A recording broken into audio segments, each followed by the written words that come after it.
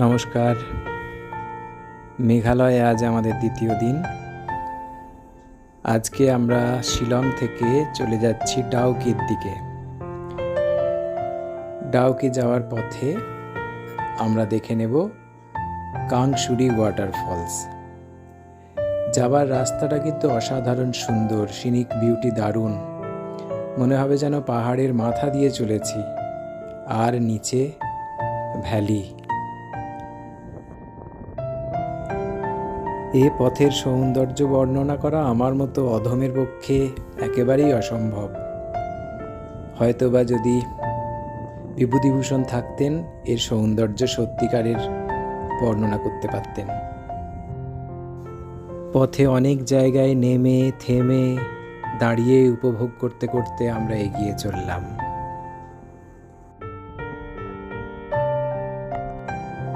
কাংসুরি ফলসটি জয়ন্তিয়া পাহাড়ে অবস্থিত। শিলং থেকে দূরত্ব প্রায় 90 কিলোমিটার। দূরত্ব এত বড় হলেও পথের সৌন্দর্য দেখতে দেখতে আমরা যে কখন কাংসুরি পৌঁছে গেলাম বুঝতেই পারলাম না।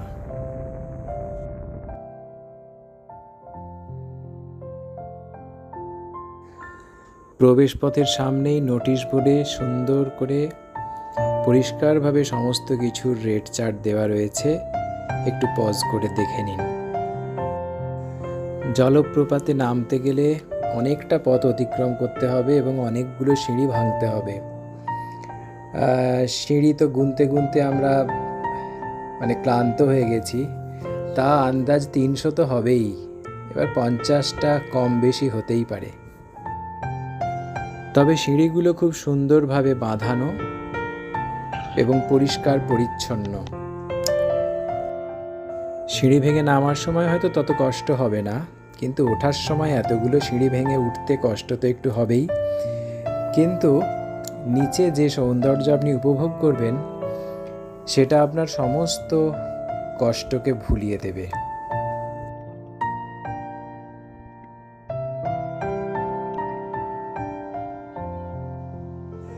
প্রায় 40 মিটার উপর থেকে স্বচ্ছ জলরাশি নিচে আছড়ে পড়ছে। উপর থেকে এর সৌন্দর্য দেখতে অসাধারণ। কত যে ছবি তুলেছি আর কত যে ভিডিও তুলেছি তার ইয়ত্তা নেই। এখন আমরা জলপ্রপাতের উপরে আছি। কাংসুরি নদীটাই উপর থেকে নিচে আছড়ে পড়ে জলপ্রপাতের সৃষ্টি করেছে। আমরা এখন সেই উপরের নদীতে আছি, জলপ্রপাতের উপরে।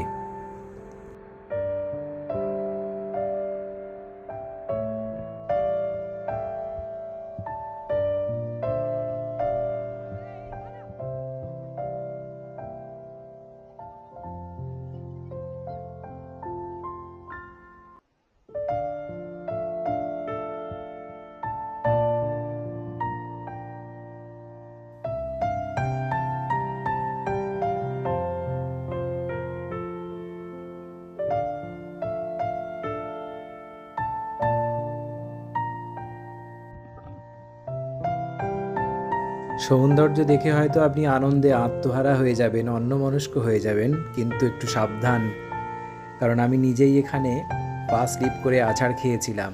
সুতরাং একটু সাবধানে চলাফেরা করবেন।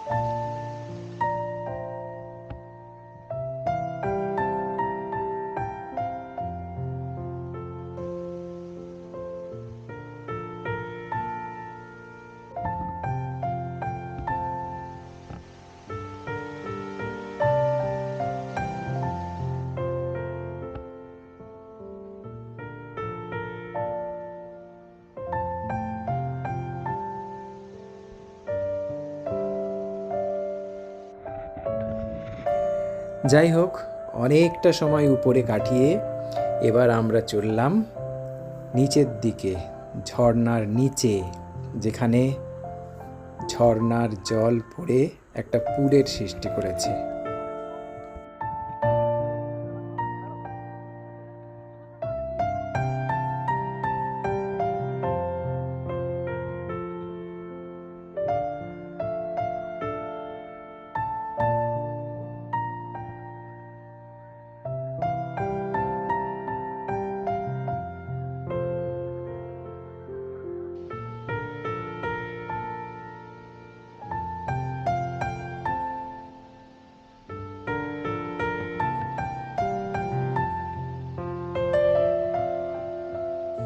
ভিউ পয়েন্টে দাঁড়িয়ে বেশ কিছুক্ষণ ঝর্ণার সৌন্দর্য উপভোগ করা হলো, ছবি ভিডিও তোলা হলো।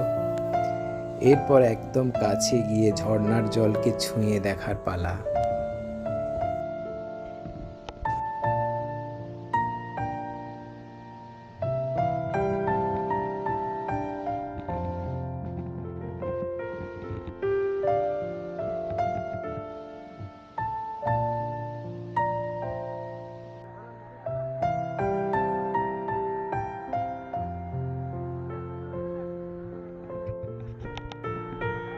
চলে এসেছি একদম জলের কাছে।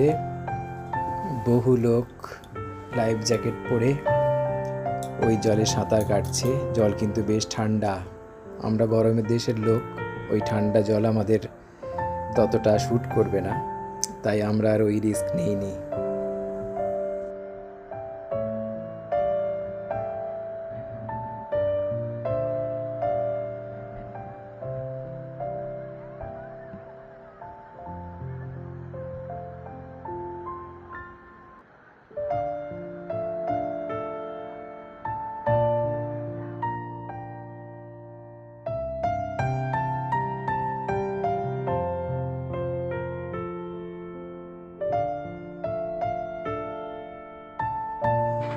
ঝর্ণার ঠিক পিছনের দিকে একটা গুহা দেখতে পাচ্ছি। ওই গুহাটা আমাকে ভীষণভাবে টানছে। ওই গুহার মধ্যে দিয়েই আমি পৌঁছে যেতে পারবো একদম ঝর্ণার পেটের ভিতরে। যাই হোক, ঝর্ণার পেটের মধ্যে প্রবেশ করার পথ শেষ পর্যন্ত পেয়ে গেছি। সুন্দর সিঁড়ি বাঁধানো পথ করা রয়েছে, যদিও নিরাপত্তা কর্মীও আছে, চেয়ার নিয়ে বসে আছে দেখছি। যাই হোক, চলে এসেছি একদম ঝর্ণার পেটের মধ্যে। এখান থেকে একদম কাছ থেকে ঝর্ণাকে দেখা যাচ্ছে।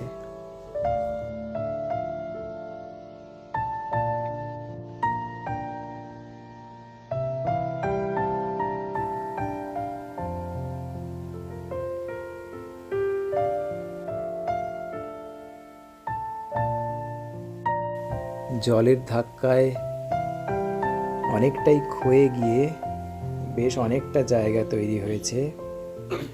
মাথাতে অনেকটা পরিমাণ ছাদ ঝুলে রয়েছে। হয়তো ছোটোখাটো কোনো ভূমিকম্পে এই অংশটা খুব শীঘ্রই ভেঙে পড়বে। এর পরবর্তীকালে হয়তো যখন অন্যরা কেউ আসবেন, এই অংশটা হয়তো আর দেখতেই পাবেন না। ছাদ চুঁইয়ে মাথার উপর জল পড়ছে। বেশ খানিকটা সময় কাটিয়ে আমরা ফিরে চললাম, কারণ সময়ও অনেকটা হয়ে গেছে। এরপর আমাদের অনেক দূর যেতে হবে। এরপর যাব ডাউকি।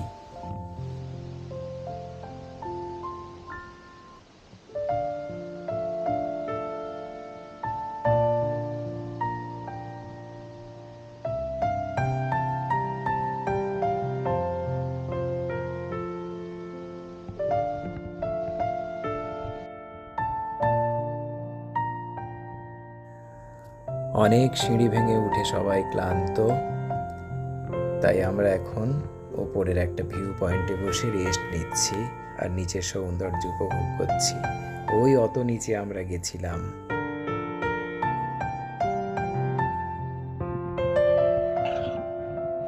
যাই হোক, কাংসুরি দেখে আমরা এখন চলেছি ডাউকির দিকে। এখান থেকে অনেকটা পথ। কাংসুরি থেকে ডাউকির দূরত্ব প্রায় 30-35 কিলোমিটার। 1-1.5 ঘন্টা লাগবে, হয়তো তারও বেশিও লাগতে পারে, কারণ বলা যায় না। ওই রাস্তায় পাথর বোঝাই প্রচুর গাড়ি, জ্যাম থাকে, তো জ্যাম লেগে গেলে সময় বেশি লাগবে। চলে এসেছি ডাউকি। পার্কিংয়ে গাড়ি রেখে সুপারি বাগানের মধ্য দিয়ে সুন্দর বাঁধানো পথ আছে, ঢালাই করা পথ, সেই পথ দিয়ে আমরা চলেছি ডাউকির দিকে। অ্যাকচুয়ালি জায়গাটার নাম ডাউকি, ডাউকি ভিলেজ বা ডাউকি টাউন, কিন্তু যেটা আমরা দেখতে এসেছি সেটা হচ্ছে নদীটার নাম হচ্ছে উমঙ্গট, অনেকে ডাউকি নদীও বলে। যাই হোক, এই নদীর স্বচ্ছ জল দেখার জন্যই এসেছি, যে জলেতে নৌকো ভেসে থাকলে নাকি দেখে মনে হয় যেন শূন্যে ভাসছে। যাই হোক, আমরা চলে এসেছি নদীর একদম কাছে। এটা একদম ভারত বাংলাদেশ বর্ডারে। শিলং এবং ডাউকির ওয়েদারের মধ্যে আকাশ পাতাল পার্থক্য। সকালে এই শিলংয়ে সোয়েটার পরে থাকতে হয়েছিল, আর এখন ডাউকিতে এসে একটা গেঞ্জি পরেও গরমে ঘেমে নিয়ে একসা হয়ে যাচ্ছে সবাই। যাই হোক, রোদের এত প্রচণ্ড উত্তাপ যে সবাই নদীর কাছে যেতেই ভয় পাচ্ছে। তো নদীর জলও দেখে ঠিক পছন্দ হলো না। নদীর জল বেশ ঘোলাটে, যেটা দেখার আশায় এসেছিলাম স্বচ্ছ পরিষ্কার জল, সেটা কিন্তু নেই। তাই অনেকেই আর নৌকোয় চেপে যে ডাউকি নদীতে নৌকো বিহার করা, সেটা আমাদের আর ইচ্ছে জাগলো না। অনেক নৌকোই দেখলাম বাঁধা আছে। যাই হোক, আমরা নৌকো বিহার না করেই একটু সময় কাটিয়ে চলে যাব লিভিং রুট ব্রিজ, কারণ হাতে সময় নেই, সূর্য প্রায় ডুবু। এখন ডাউকির ওপর দিয়ে যে সাসপেনশন ব্রিজ, এই সাসপেনশন ব্রিজের ওপর দিয়ে চলেছি। এটাও একটা দর্শনীয় জিনিস। ব্রিজের ওপর থেকেই দেখতে পাচ্ছেন জলটা কি পরিমাণ ঘোলা। যাই হোক, চলে এসেছি বফিল জলপ্রপাতে, কিন্তু হাতে সময় নেই, তাই নেমে দেখার মতো সময় নেই। গাড়ি থেকেই কাঁচ নামিয়ে একটুখানি দেখে বেরিয়ে যাচ্ছি লিভিং রুট ব্রিজ বা মাওলিংলং ভিলেজ এসব দেখার জন্য। দেখা যাক ঠিক সময় পৌঁছতে পারি কিনা। একদম চলেছি ভারত বাংলাদেশ বর্ডার দিয়ে। যে গাছগুলো দেখতে পাচ্ছেন, ওই গাছগুলোর ওপারটাই হচ্ছে বাংলাদেশ, আর আমরা যে পাহাড়ের উপর দিয়ে চলেছি, এই পাহাড়টাই ভারত, আর নিচের সমতল ভূমিটা হচ্ছে বাংলাদেশ।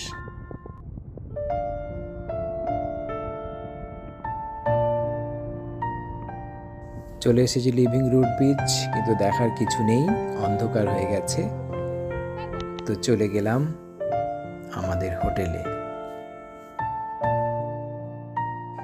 হোটেলের রুমগুলো খুব সুন্দর সাজানো গোছানো, প্রয়োজনীয় সমস্ত কিছু জিনিসই রয়েছে, বলার কিছু নেই। দেখে নিন, সুন্দর একটা বড় বিছানা, দুটো পাশাপাশি বড় বিছানা, ডাবল বেড, পর্যাপ্ত আলো, সামনে একটা বারান্দা আছে। এখন তো রাত্রিবেলা, তাই বোঝা যাচ্ছে না। দিনের বেলা নাকি এখান থেকে সামনেই বাংলাদেশের সমতল ভূমি দেখা যায়। যাই হোক, কাল সকালবেলা দেখা হবে।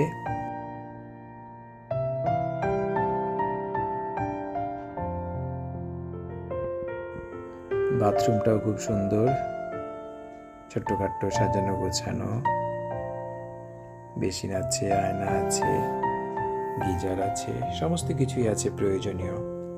খুব সুন্দর সাজানো গোছানো, পছন্দ হয়েছে। ঠিক আছে, আজকের মতো নমস্কার, ধন্যবাদ, শুভরাত্রি।